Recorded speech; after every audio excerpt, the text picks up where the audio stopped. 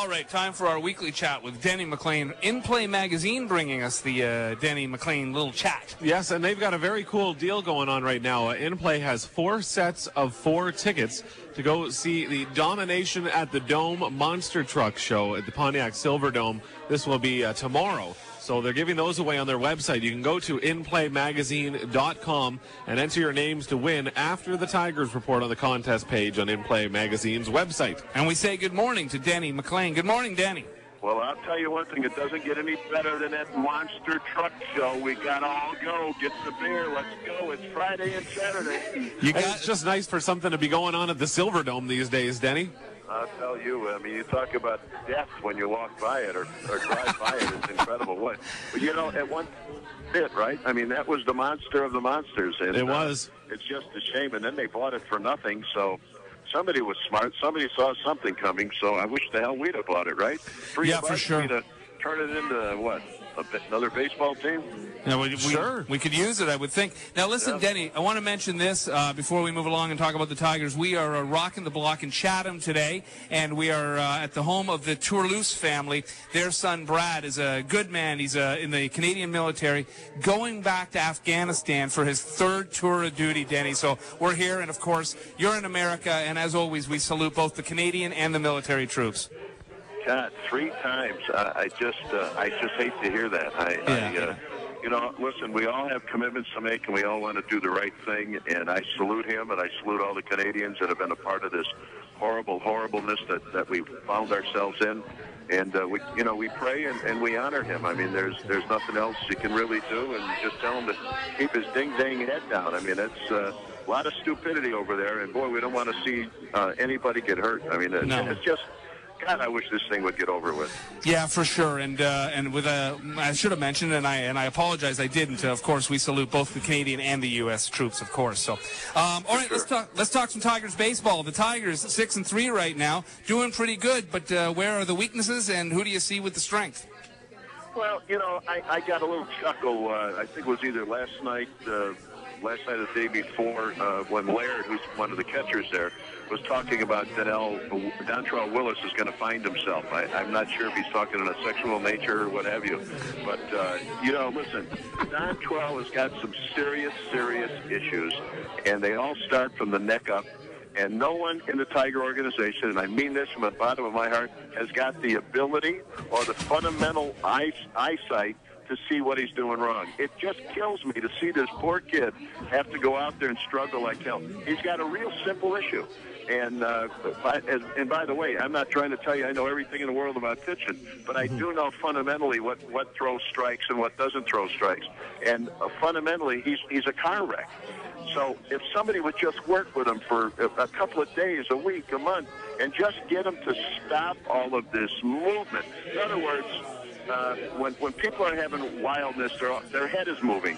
The same thing can be said about golf. If your head moves in golf, you hit the ball, God only knows where it's going to go. Football, a quarterback, if his head is moving, the ball goes everywhere. Basketball, if the guy's head is moving when he takes the shot, the ball can go anywhere. If you can keep your head still, and it's a little bit more complicated than what I'm about to say, but if you keep your head still, you've won 75% of your performance. For some reason, they don't see it. I don't know. It must be Dummy, Tummy, and Summy up there not seeing what this kid is doing. This kid can still throw the ball in the 90s.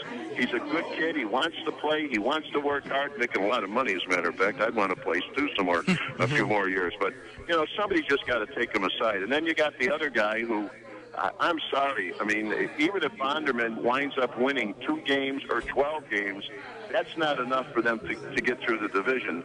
And I think as far as tests go, they're talking about this being a giant test for Bonderman. Guys, we've only played 9 games. They're talking about a road trip coming up with 20, 25 ball games and no days off. I'm thinking, no days off. My God, what a job. Do they work 18 hours a day? They work 4 or 5 hours a day. I mean, what the hell is going on here? And we'll talk about that road trip. They're in Seattle tonight to take on Felix Hernandez and the rest of the Seattle Mariners, and then they head over to Anaheim, and Texas is in the mix as well. And I'm wondering, just out of curiosity, what your schedule was like back in your playing days, if there was sporadic days off, or if you played 11 days and 11 nights as the Tigers are about to. Well, sure. Normally, normally, now, it surprises me a little bit that they're going out to the West Coast and they're not going to have a day off at all out there. That's unusual because almost everybody who goes to the West Coast gets one day off somewhere along the line just to catch up with the travel for a day. Because as we all know, you go out west, there is a little bit of a glitch in the step when you first get out there. But, you know, we didn't have any different kind of a schedule. You know, the best thing that we had, which gave us an additional day off from time to time, God, you kids may not be old enough to remember this. God, we actually had double headers. Yeah, I remember that. Yeah, we would have Mondays off. I mean, we'd play a doubleheader on Sunday, or you know, something very nice on Sunday, a doubleheader of some kind, and lo and behold, guys would be playing golf all day Mondays. But that's not going to happen anymore, the way the game is set up financially. Denny, do you find that, or is it a myth, that going on the road helps to bond the team? Or does that really not seem to do much at all?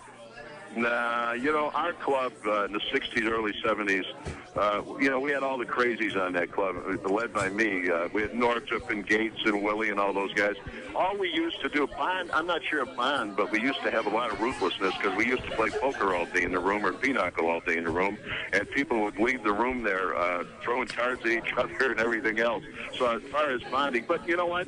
When the bell rang every night at 8 o'clock, they were the same guys, same uniform, same team, and they all pulled for each other. Now, in today's games, I don't think they hang around with each other based upon what I hear the way we used to. You know, when we played, the guys, and there was a lot less money, obviously. This got something to do with it, too. We would go to, everybody would meet at a restaurant or two, no matter what city it was. You had a favorite place that all the guys would go to. And then, you know, you'd have a little bit of that, 7, 8, 10, 12 guys in the same place. They don't do that today.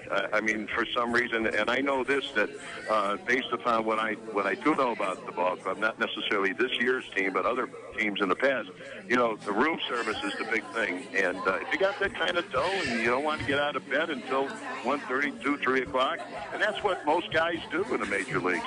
I mean, they'll stay in bed every day because of the night game schedules till, you know, 11, 12, 1, 2, or just not get up and then go out to the ballpark. But no, it's not the same way anymore. I mean, I don't think the closeness is there. Plus, you guys all know this as well as everybody listening.